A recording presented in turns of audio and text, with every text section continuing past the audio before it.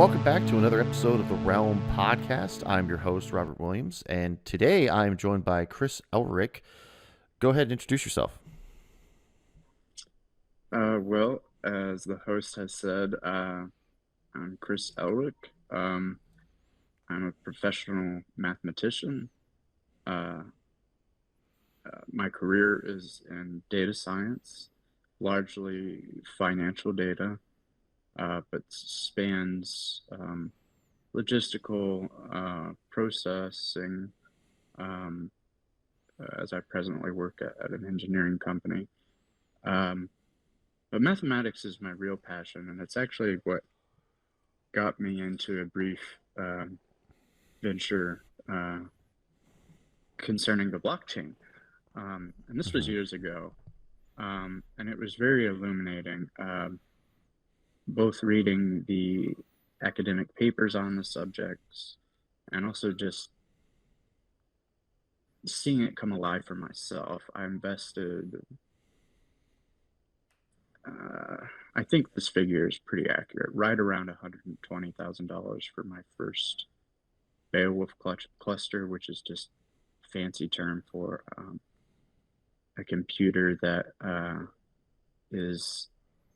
it's a supercomputer, and in order to do the proof of work, you need a lot of GPUs, and so I had high-end GPUs working 24/7, and that was quite an experience. I ultimately got out of it. I was mining Ethereum. And I don't quite remember the timeline, but I think at one point there was a branch or a fork in the blockchain, and they changed it from proof of work to proof of stake, and which made my process ineffective and made a lot of people's processes ineffective. Sure. And so I was like, well, that was a great learning experience, but I know when to cash out. But you've kind of kept up with the technologies kind of as they've gone. Certainly. I do think there's a lot of future benefits to be gained by integrating blockchain technology into more exchange type situations. And so the obvious one is the exchange of money, right? And that's most people's vision of it. I think it's fair to say that generally speaking, people are not aware of the potential use, say, of smart contracts, and how much more efficient the wheels of our economy could be greased greatly by adopting these nascent technologies. But it's a double-edged sword. It presents a good in that we have the automation of operations that were previously human curated or completely human operated. So that's a lot of job loss. On the other hand, the economy is likely, the event horizon, if you will, of the economy is likely to expand as a consequence of integrating these technologies. So new jobs will be created. Of course, that's the ideal. I'm not a prophet. I don't know.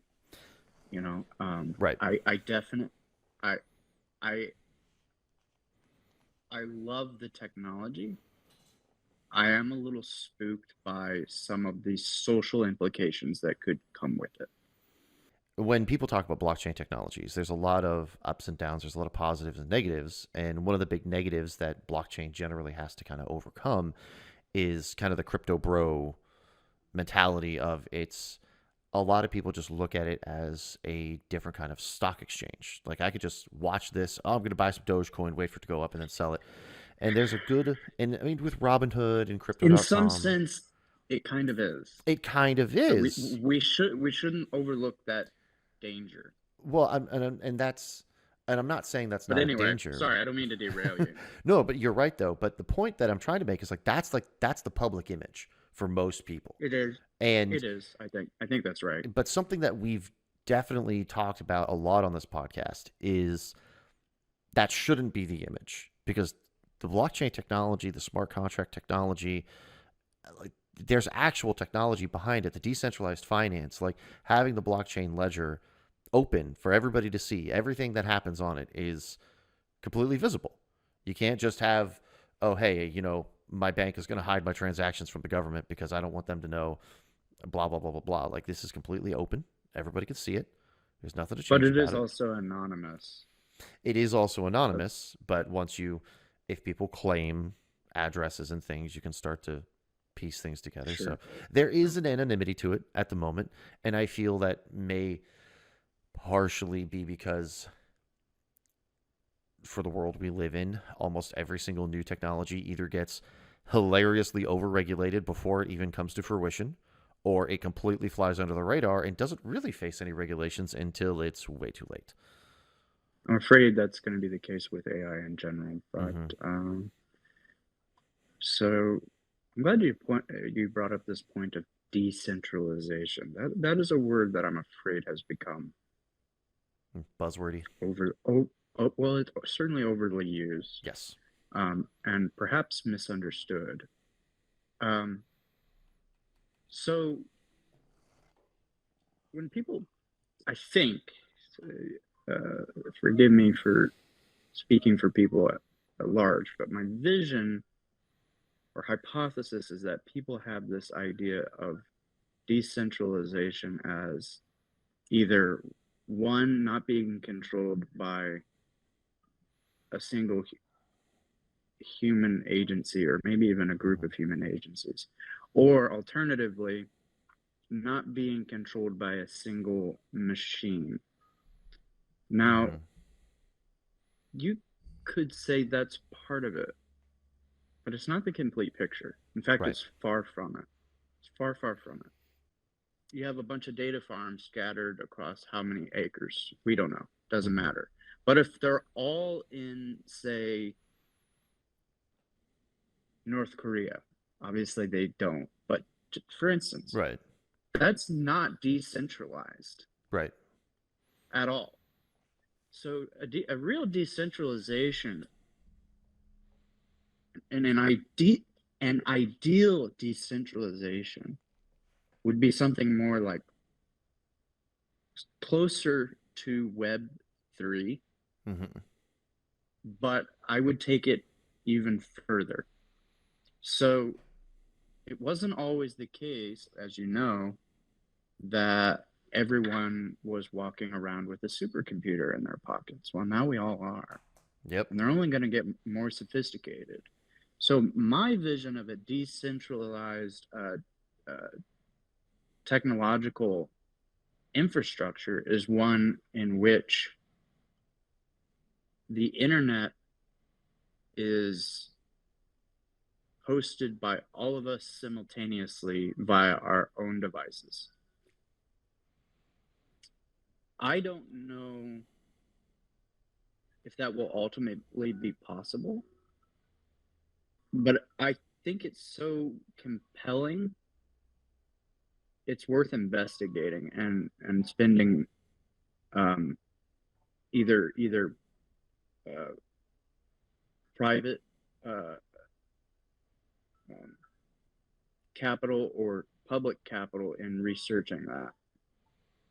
Now, the problem is that on both fronts, you're going to be met with people that are automatically and necessarily antagonistic to that kind of decentralization. Because a true decentralization does what? Well, it decentralizes power. Yeah. And those that covet it have a vested interest in conserving power. Right. So it's unlikely for something like what I'm positing to come about for that reason alone. Well, yeah. And I think it's not too far fetched to think that certain entities um, won't want things to become decentralized. Now, I know our CEO, well, not our CEO, but my CEO, Brian has mentioned a couple of times that um, some of the big banks in New York are starting to adopt some of these cryptocurrencies and kind of get onto the It, decentralized it's in the platforms. It's it's in getting the there. experimental phase. Yeah, it's Well, it's getting in the there. experimental phase. Right. The Federal Reserve has authorized certain banks to experiment with it. Yeah. Right. Yeah, cool. So we're getting to a point where people are adopting it more and more. And again, something we've also talked about is getting past that public persona and not just getting past that public image of, oh, crypto is just a different kind of stock market, but looking into the technologies and not just looking into the technologies, but finding uses for the technology, like NFTs. I love this example. And I apologize to the listeners if I've said the story before to somebody else, but I did not think NFTs were useful at all. Digital art assets, stupid. It's dumb, not necessary. You could just right click and save the image. Ha ha, funny. I kind of had that perception. Enlighten me. Okay, so there's a company now. DLT is part of a group called Batchery that helps a lot of kickstart a lot of small companies. And one of them that I was introduced to is called Sang Cash. I'm gonna have to double check that to make sure. But what they do is they mint concert tickets as NFTs. So instead of getting an email with a barcode, That's really clever. you get a unique to you NFT.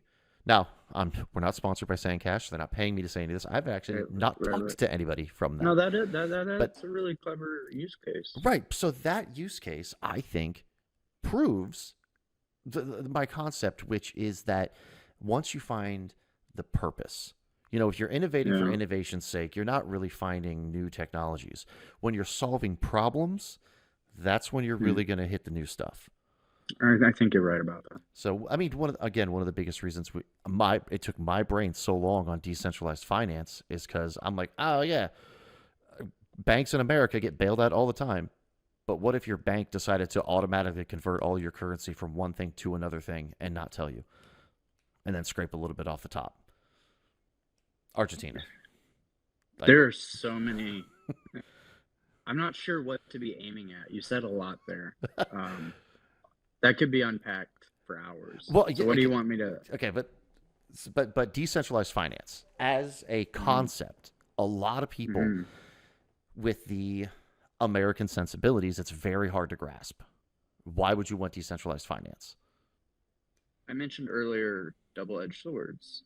So here is the sharp side of this sword. If the Federal Reserve, so think of currency as a commodity. Okay, Mm-hmm. in fact that's how high frequency currency traders think of it. It's a commodity. Some currencies go up in value while others Right. drop, and as long Exchange as you rates. follow the maximum, exactly. As long as you follow the maximum to buy low, sell high, you're going to profit in Yeah. general. And there's a lot of money to be made there. So banks they already have the view of currency as commodity. And it makes me very nervous that the Federal Reserve wants to get ahead of this technological curve, Mm-hmm. because it seems to me that the idea of the blockchain, now you're saying something that contradicts my beliefs, and you may be right.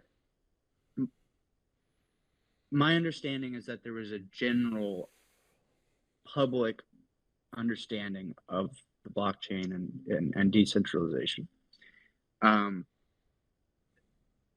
suppose that is the case, then wouldn't it be really clever to take a great idea, co-opt it, and then assume a more perfect control over the economy? which they could absolutely do. Yeah. So and that goes back to my argument about where are all the servers? Right. Who owns all the infrastructure? Yeah. Where are they located? Right. You know, and we talked about, the integrity of the blockchain. That can it takes work. But if you have infinite resources, say like the United States government, you can hack the blockchain. Well, yeah, Absolutely can. absolutely. And well, and that's the other thing. A lot of, and this may be very similar to I know you're an Apple fanboy, and for the longest time, Never say that again. let, let me rephrase that. I'm You trapped in the enjoy ecosystem. I'm you trapped in enjoy the the Apple ecosystem. family of products. We'll leave it at that. With yeah, all right, fine. But I digress. The concern, comment, concept, the idea for the longest time is that Mac OS generally doesn't get hacked. Just doesn't. Do you know how hard Right, because nobody was making viruses for it. nobody? Yeah, it used to be nobody was making viruses for Mac because it just wasn't enough of the market share. Now, arguably, the Macs still aren't that big of a market share compared to Windows, but people have But started making even viruses for them. Windows has, sorry, I don't mean it. Even Windows has gotten very good at protecting its users. Oh yeah, I mean, it only took them most of our lifetimes, but I hey, mean, good on them for. well, Microsoft Security Essentials was an add-on you could download for Windows 7, and I think by the Oh, time you really? got to Windows, I don't remember if it was 8.1 or 10, but Windows, it became Windows Defender, and it came built in with the operating system. So Oh, it I only see. took until, I don't know, 2 generations ago for Microsoft to build in an antivirus program because they needed it. Anyways, the point though is, market share and things like that. So it's the idea there was that viruses didn't exist for Macs. They did. It's just the number of people being hacked with Macs. It's already a small number of people It's with just a Macs. matter of It's just a probability. smaller number. If Yeah, you own a exactly. Mac, yeah, exactly. Yeah. So you're also not that valuable of a target. Like recently, MGM Resorts was hacked in Las Vegas. Took down all the Okay. MGM casinos on the strip for Really, when did this days. happen? A couple months ago. Wow. Yeah. So but see, the problem is that all these online casino machines, they're all connected to the internet. So all the slot machines Wow, were that's down. a They're extremely gross security negligence. yeah. And this is not verified, so I'm going to say it, and I might have to retract it. But from what I've heard, the way the person got the credentials is he just emailed the support desk for a password reset for an It account always he comes knew. down to social engineering. And That's what it comes down and to. that's one of the hardest things for somebody to protect against, because it's like if somebody just emailed and got a password and you Yeah, just sent them a password or something, it's just like, maybe you should have a yeah, little bit better of a system in place. But anyways, yeah. so Caesars and MGM gets hacked. Caesars allegedly paid out the ransom. MGM didn't, so MGM's the one that got all the hoopla because they were down. Wow. So, but anyways, the point is, size. Not sure what I would have done in that situation. But anyway, Yeah. go on. So like it's the size. Small medium businesses. There's actually statistics out there. I forget what it is, but it's like if one of them gets hit with a ransomware, it was like 81% of them closed within a year after being hit with ransomware. So, Really? yeah, small businesses are, but the other issue with small businesses is if you hit them with ransomware, you're most likely not going to get any sort of payout because they're just going to close shop. If you hit them with a ransomware and say, hey, give us $300,000, there's just some I small mean, it shop. makes perfect sense. It's just heartbreaking. I Oh, wasn't aware of that figure. yeah, it's absolutely heartbreaking because small medium businesses, the ones that generally can't afford better, fuller protection, if you will, can't afford it. And Sure. then on top of that, they can't afford the ransomware. Some of the bigger engines Yeah. out there, these monolithic machines out there, if Disney's central system gets hacked and all their data just gets deleted, Disney will just keep chugging on. They'll find some backup somewhere from offsite. Their parks will still generate revenue. The movies will still come out. They'll get hurt. And Don't get me wrong. They'll I feel also it. feel like Disney is a big enough company that they've hired security experts that have thought about that situation. Like, what challenges do you think that market kind of faces? Because I know Jesus. there's lots of different ways to kind of look at that perspective, and like the GPU market just GPUs just cost $1 million now, um, and for the longest time, There's a there's the simplest answer is there's a laundry list of problems. What that's would fair. do you have any particular ones you think? I'm happy to start anywhere, Well, but if you let's have a let's start with, because I like to try to keep these episodes 30 minutes, so we'll come back fair and do enough. another one. But let's start with kind of where, for the general public, people who aren't already crypto bros, people who don't know, maybe their only knowledge of crypto is the that oh my god, I don't remember the name of it. The dude whose crypto company just cratered overnight. They just hear the news stories of somebody became a billionaire overnight because crypto soared, or somebody lost a whole bunch of money overnight because Dogecoin is worthless now. Like for the general public of people who aren't plugged into kind of the crypto world or blockchain, like what do you think is the biggest challenge with getting them to understand either the technology or just the crypto world? Oh dear. Um,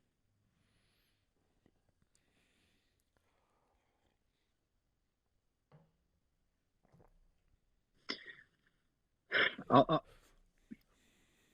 because I appear to be wrong on what I thought the general public knows. What I'll do here is I'll speak from my own Sure, experience. I prefer it. Yeah. What it took for me, because when I first heard about the blockchain, I was rather young, and it was before the blockchain had ever been practically implemented. Mm-hmm. I read it. I read the paper, which is surprisingly short, um, on the theory. And the reason I read it is because I had not too long prior to that, an economist said this is going to be the future. And I was like, okay, I really don't understand his terminology, and even if I did, I'm not sure I would agree with this conclusion. So I went to the source, looked at the math, you know, and basically understood the mechanics. And once I had that, um, I was ready to take off. But the problem with that is most people aren't going to take the time to read that literature. Right. Even even even more people, or sorry, e- even those willing to read the literature, few among them will understand it simply because of a lack of education in that area. And so that's the in my view the greatest stumbling block. If you don't understand the mathematical mechanics, I don't know that there's a way to really make someone appreciate both the power and pitfalls of this technology. Mm-hmm. Um, that said, as I'm saying these words, I'm trying to think of a way. Could there be a way to simplify this? Uh, Mm-hmm. but all I know to do is to have the very conversation we have just had. We've hit really the big